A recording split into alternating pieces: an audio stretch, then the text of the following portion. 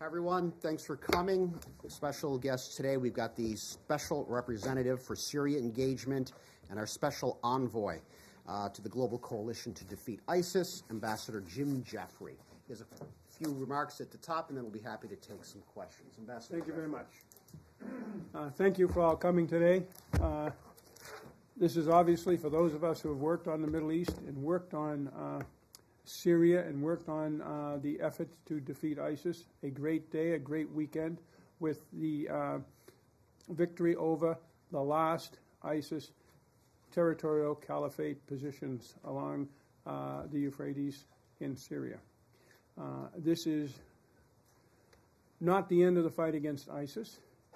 That will go on, but it will be a different kind of fight. ISIS has lost much of its capability to project terrorist power and to have a recruiting base in an area that it controls. So it's a very, very important development. The development was carried out by a coalition of 79 countries and organizations led by the United States. At the height of ISIS's power, it controlled 40,000 square miles.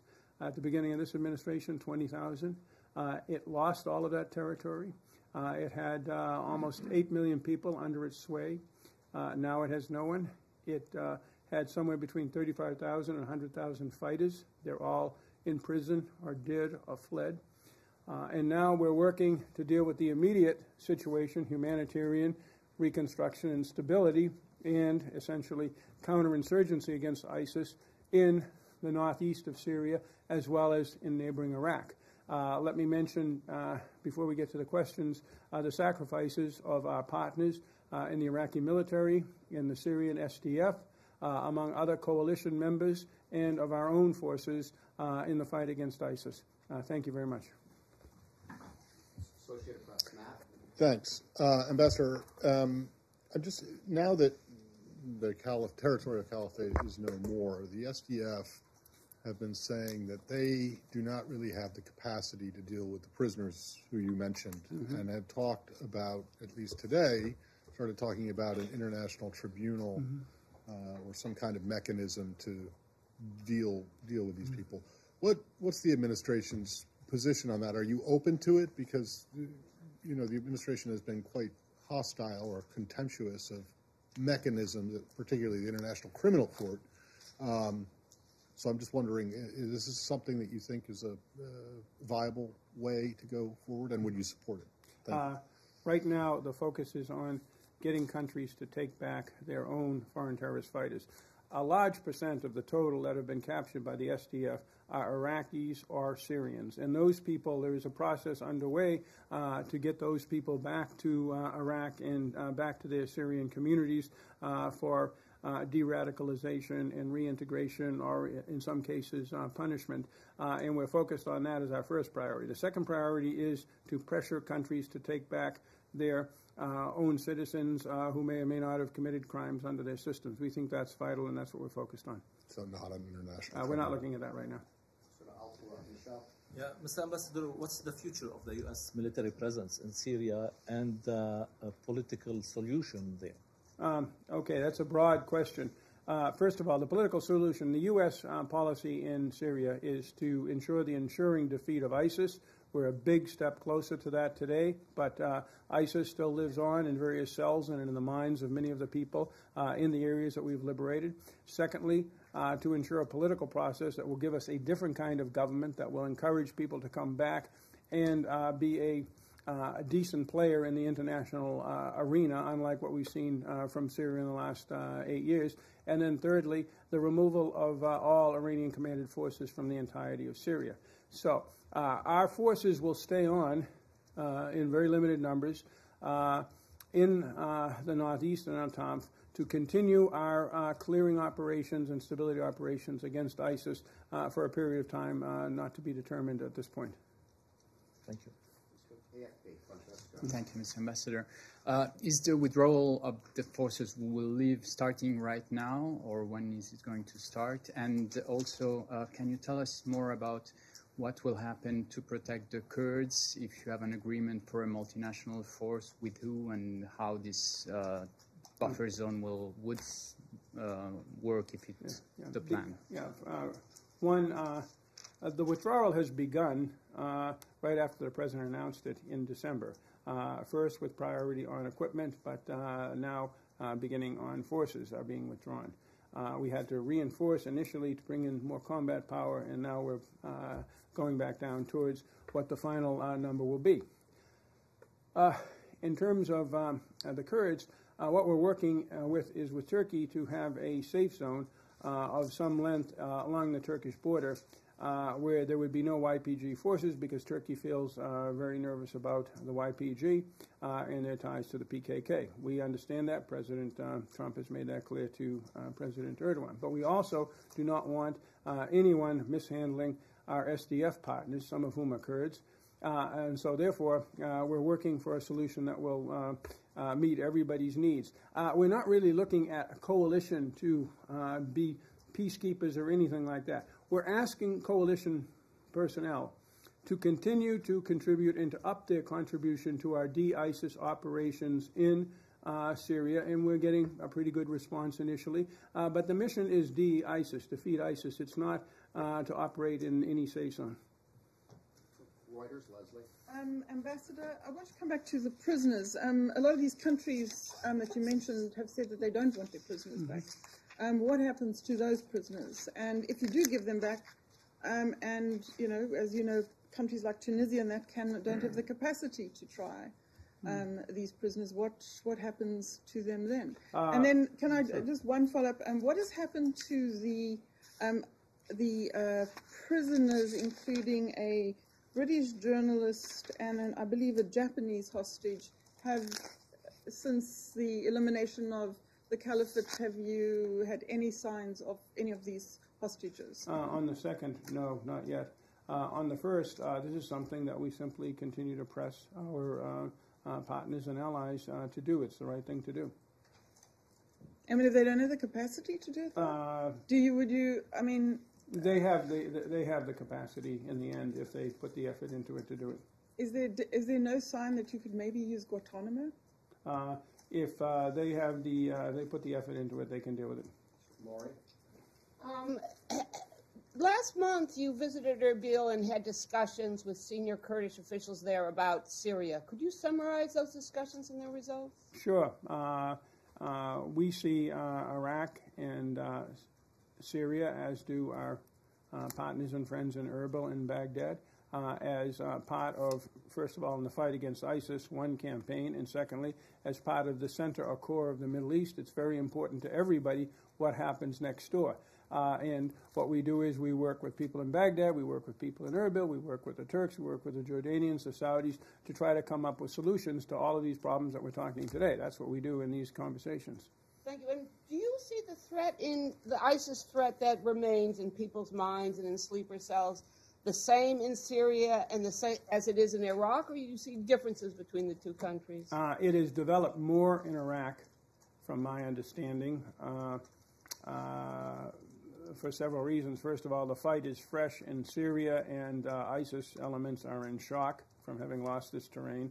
In Iraq, they've had more time to reconstitute. But again, they're reconstituting as small groups operating in the shadows as a low-level insurgency. They're not holding terrain. They're not controlling populations. USA Today, Deirdre. Can you tell us how many, back to this question of prisoners, how many ISIS fighters are being held right now? What's the most up-to-date number? And then secondly, related, how is the administration's decision not to bring Hoda Muthana back here for prosecution affecting your ability to persuade other countries to take these fighters back? In her case, we don't consider her an American citizen, so therefore it's not an issue. It's not somebody who we stripped the citizenship of. We just don't consider her an American citizen. We have taken a few people back who have been American citizens. In terms of, your first question was on the numbers, the latest numbers. The numbers are tricky. What people are reporting to me were in the 7,000 or more, but it may have gone up over the weekend. It's very hard to maintain communications, and people are floating around in temporary holding camps. There was a very large ISIS armed force in Baghouz. All those are not foreigners, right? No. Most of them are Iraqis or Syrians, which by the mindset are considered different than the foreign terrorist fighters who we identify as people who've come from outside the region. Do you have an estimate on those? The majority are Syrian and Iraqi. You can't be more specific. I mean, Pardon? you can't be more specific about a number of look, foreigners. most of you have been in chaotic war zones. Yeah. Come on, nobody's out there. People are trying to avoid getting shot up until 2 days ago and moving forward on a combat operation. They're not too careful about counting. You talked at the top about the importance of preventing a resurgence of ISIS, a lot of the work to stabilize the area. Some of the funding that the U.S. has provided is starting to run out for programs like demining and other things. Is the U.S., is the administration willing to contribute more funding for those things? For now, we have $325 million that we received from coalition partners for stabilization in the Northeast. Overall, since this campaign has begun, throughout Syria in areas the regime doesn't control, we spent over $900 million on stabilization and, of course, $9 billion on humanitarian aid. So we'll continue the humanitarian aid program. I just pledged $400 million in the Brussels Donors Conference last week while looking for new sources of stability funds. When you announced that funding, I was struck by the fact that it was for, humanitarian programs sort of outside of the country, so no additional funding for the stabilization part of this. Well, the stabilization programs that I talked about, the 325, are for activities inside northeast Syria. The humanitarian funds go everywhere. They go outside of Syria, they go inside of Syria, they go to regime-held areas, they go to non-regime-held areas. Mr. Ambassador, the Secretary has suggested that as U.S. troops come away from the field in northeast Syria, the U.S. would ramp up its reliance on airstrikes and the like to control ISIS. Can you describe that a little bit? And would there be sort of more reliance on air power in Syria and potentially Iraq on stemming the flow of ISIS? Air power has been an important component of our entire campaign against ISIS in both Iraq and Syria. When the President made the decision to conduct the step-by-step withdrawal from Syria, he made clear that he did want to maintain the air control and presence. And now we're doing that plus maintaining some people on the ground. So air power will continue to play an important role. Again, it's a military question. Where do you use air power? For example, in some areas we are using artillery fire from Iraq, and other areas artillery fire from Syria. NBC, Abby.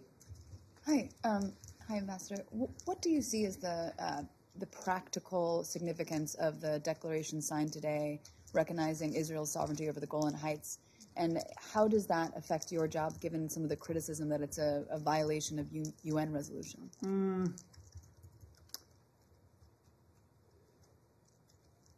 The Assad regime is considered a pariah by almost all of the countries in the Middle East. It will continue to be considered a pariah. I don't think I'm going to have a lot of problems with this. Just a follow-up on that, I think. There are still thousands of ISIS fighters at large in Syria. You've mentioned sleeper cells a lot. Do you have an estimate on the figures of how many ISIS fighters are still in Syria? Okay, once again, I'll throw out figures, and they're not worth the paper they're printed on or the air, the breath used to say. We've heard 15 to 20 between Syria and Iraq, and that's part of the problem.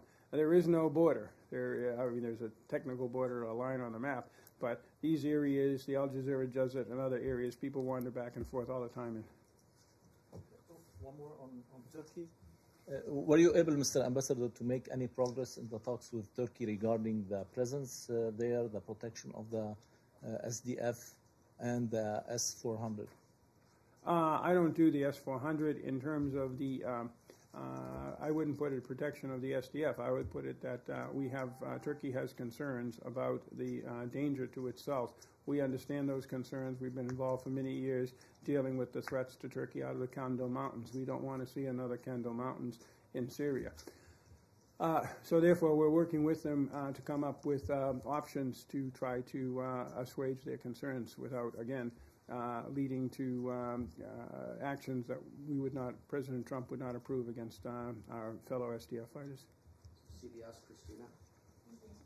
Could you talk about the financial resources that ISIS still has, which by a lot of estimates are significant, and how the U.S. plans to go after them, considering a lot of them are in places that may not, be reachable by sanctions or measures like that? Yeah, we have a financial action center in Saudi Arabia, and it's a major part of the overall coalition, essentially infrastructure, if you will, bureaucracy, is to go after it. We've been very, very successful tracking it down. As you saw, I think it was the New Yorker piece or Atlantic. You have these Hawijahs and other basically informal banking systems that we always, it was a problem during the Al-Qaeda era. It's still a problem with Al-Qaeda. It's a problem with ISIS as well. Can you quantify what you think their financial assets are? No. In the millions? Well, certainly in the millions. Hello, Kathy Gilsnan with The Atlantic, where that piece ran. Do you have any update on the whereabouts of Baghdadi, and to what extent is it a priority to do the manhunting now? No, we don't know where he is, and finding the top leadership of ISIS or other terrorist groups is always a priority. PBS, Nick. Thanks, Ambassador. Just one logistical question first. When you say the withdrawal has begun, you mentioned that the numbers went up, of course. Are the numbers as of today down compared to where they were in December? I'm not sure, but again, I mean, I don't worry about numbers. I know, as well as I know my name, that President Trump has ordered a step-by-step withdrawal of our forces, with the exception of a small contingent. That's underway. That will occur in the relatively near future. Where we are today, where we were yesterday, I have no idea.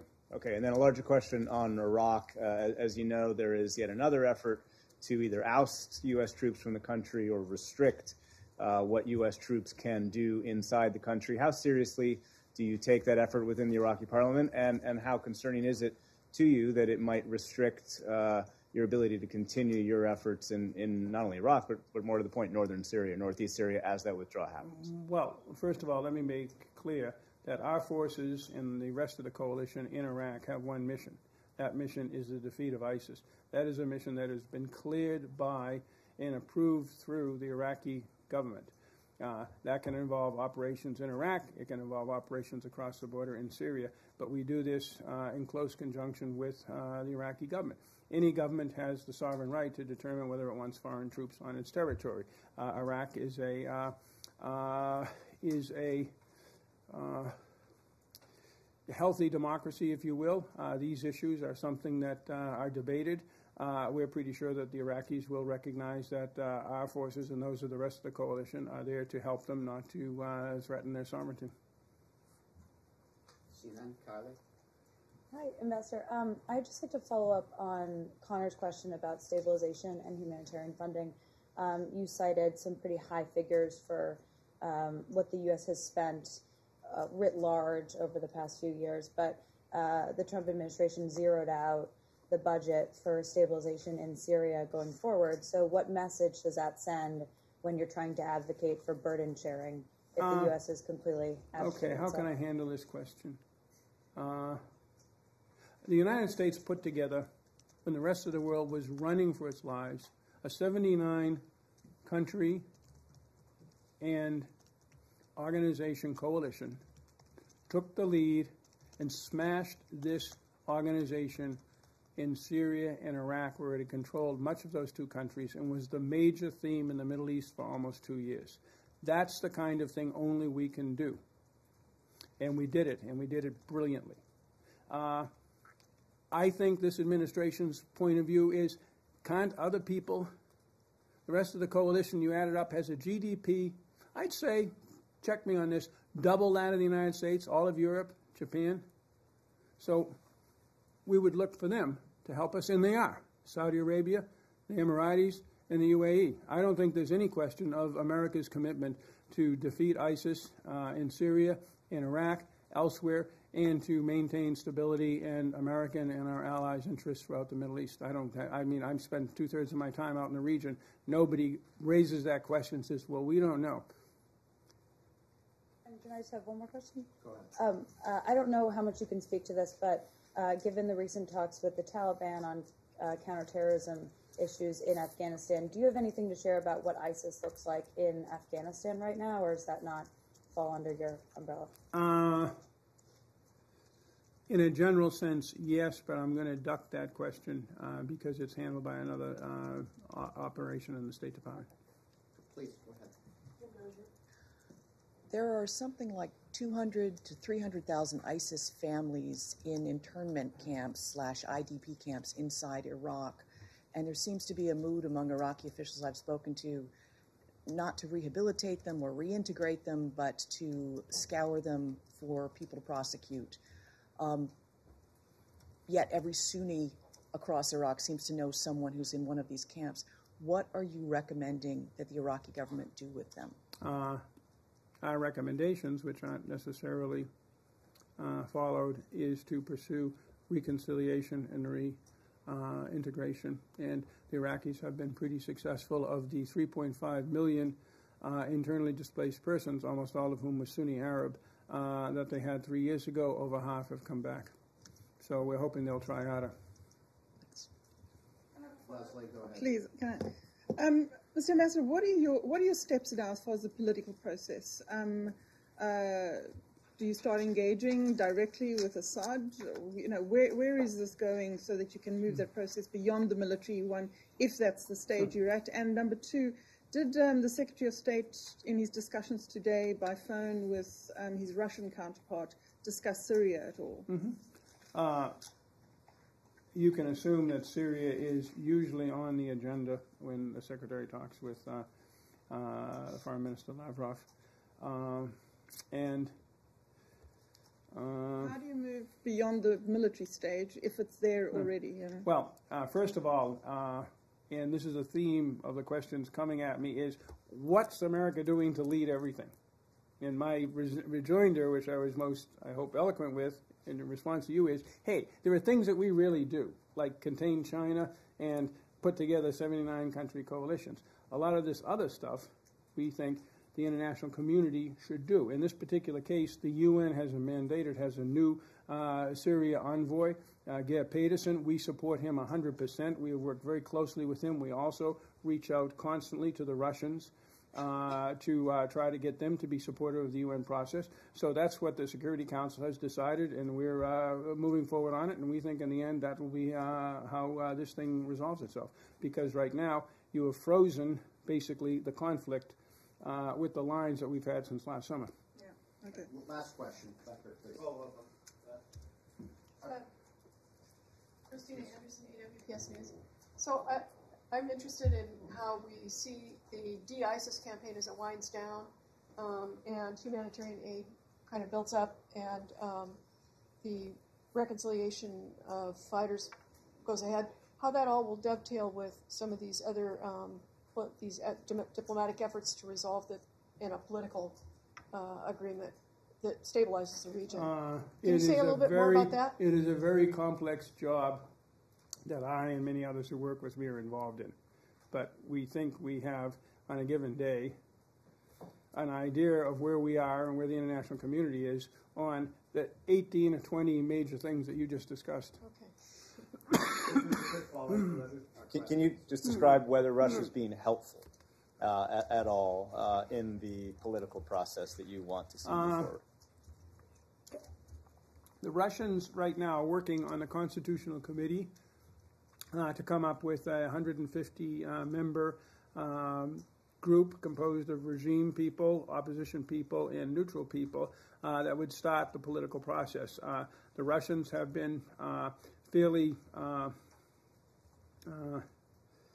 I would say, forthcoming in ideas and other things.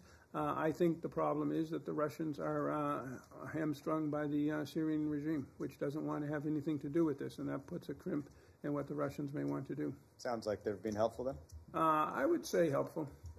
For example, the Russians just approved a UN resolution in January that allows us to continue shipping humanitarian aid into Syria through opposition that is non-Syrian government-held areas. That's the helpful thing, and it flies in the face of Assad's sovereignty to some degree. Have they been working on the committee since last year? Right. And do you want me to start counting frozen conflicts that the UN has been working on since the 1940s? I'm thinking of one right now that almost blew up a couple of weeks ago. That's the way things are in the world of diplomacy. Thank you. Great. Thank you very much, Okay. Ambassador Jeffrey. Thanks, guys. Thank you.